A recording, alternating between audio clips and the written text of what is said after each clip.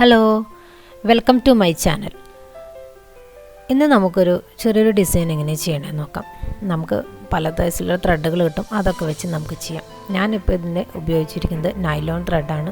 നമുക്ക് hand embroidery thread വെച്ച് വേണമെങ്കിൽ ഇത് ചെയ്യാവുന്നതാണ്.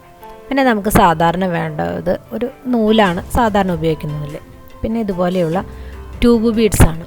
ഇത് കുറച്ച് ലോങ് ആയിട്ടുള്ള ടൈപ്പാണ് ഞാൻ ഉപയോഗിച്ചിരിക്കുന്നത്. ഇത് പല കളറിലും നമുക്ക് കിട്ടും. പിന്നെ ഇതുപോലെയുള്ള സ്വീക്വൻസ്, അതും നമുക്ക് പല കളറിൽ കിട്ടും. അത് നമ്മുടെ ഡ്രസ്സിന് മാച്ച് ചെയ്ത് നമുക്ക് ഏത് കളർ വേണമെങ്കിലും സെലക്ട് ചെയ്യാവുന്നതാണ്. അപ്പോൾ ഈ ക്ലോത്തിൽ ഞാനിത് എങ്ങനെയാണ് മാർക്ക് ചെയ്യണമെന്ന് നിങ്ങളൊന്ന് കണ്ടു നോക്കും.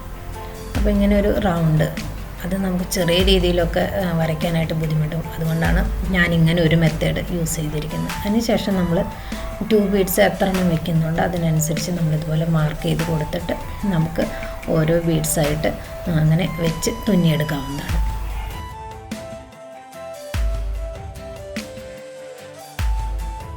ഇനി നമുക്ക് ഈ ഡിസൈൻ എങ്ങനെ ചെയ്യണമെന്ന് നോക്കാം. അപ്പോൾ ഈ റൗണ്ടിൻ്റെ ഉള്ളിൽ ഞാൻ ഫ്രഞ്ച് നോട്ടാണ് ചെയ്യുന്നത്. അതായത് ഈ സൂചിയിൽ ഒരു 1 അല്ലെങ്കിൽ 2 തവണ നമ്മളതിനൊന്ന് ആ ത്രെഡ് വെച്ചൊന്ന് ചുറ്റിയെടുത്തിട്ട് വീണ്ടും താഴേക്ക് കൊടുക്കുക. അത് വളരെ ഈസി ആയിട്ടുള്ളൊരു സ്റ്റെപ്പാണ്. നമ്മൾ ആദ്യമായിട്ട് ചെയ്യുകയാണെങ്കിൽ ഒന്ന് പ്രാക്ടീസ് ചെയ്തതിന് ശേഷം നിങ്ങൾ ചെയ്യുമ്പോൾ നിങ്ങൾക്ക് വളരെ ഈസി ആയിട്ട് ചെയ്യാൻ പറ്റും. ഞാനിപ്പോൾ ഇതിൽ യൂസ് ചെയ്തിരിക്കുന്നത് നൈലോൺ ത്രെഡ് ആയതുകൊണ്ട് ഒരല്പം ബുദ്ധിമുട്ടായിരിക്കും ബിഗിനേഴ്സിന്. അല്ല, അത് ഹാൻഡ് എംബ്രോയിഡറി ത്രെഡൊക്കെ ആണെങ്കിൽ വളരെ ഈസി ആയിട്ട് നമുക്കിത് ചെയ്തെടുക്കാം. അപ്പോൾ ഈ റൗണ്ടിൽ ഫുള്ളായിട്ടും നമ്മൾ ഫില്ല് ചെയ്യുന്ന വിധത്തിൽ നമ്മൾ ഈ ഫ്രഞ്ച് നോട്ട് ചെയ്തെടുക്കാം.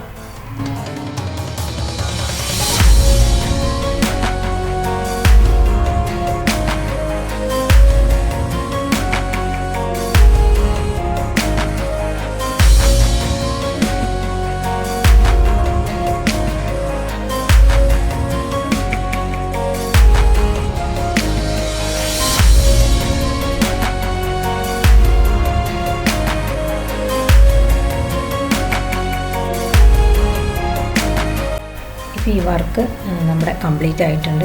അപ്പം നമ്മൾ ഫ്രഞ്ച് നോട്ട് ചെയ്യുമ്പോൾ എപ്പോഴും നല്ല തിക്കായിട്ട് തന്നെ ചെയ്യാൻ ശ്രമിക്കാം. അപ്പോൾ കാണാനും നല്ല ഭംഗിയായിരിക്കും. അതിന് ശേഷം നമ്മൾ ഈ മാർക്ക് ചെയ്ത ലൈനിലൂടെ ഓരോരോ ബീഡ്സ് വെച്ച് നമുക്ക് നല്ല സ്ട്രോങ് ആയിട്ട് തന്നെ തുന്നി പിടിപ്പിച്ചെടുക്കാം.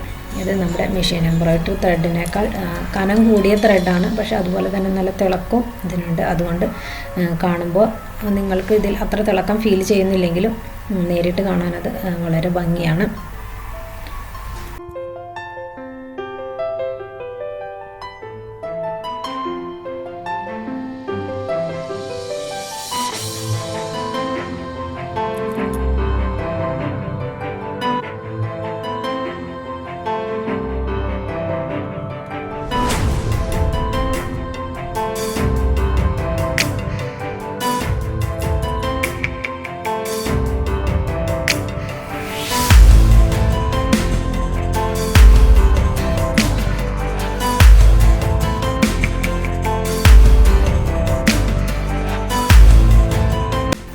നമുക്ക് ഇതുപോലെ എല്ലാ ബീഡ്സും വെച്ച് തുന്നി പിടിപ്പിക്കാം.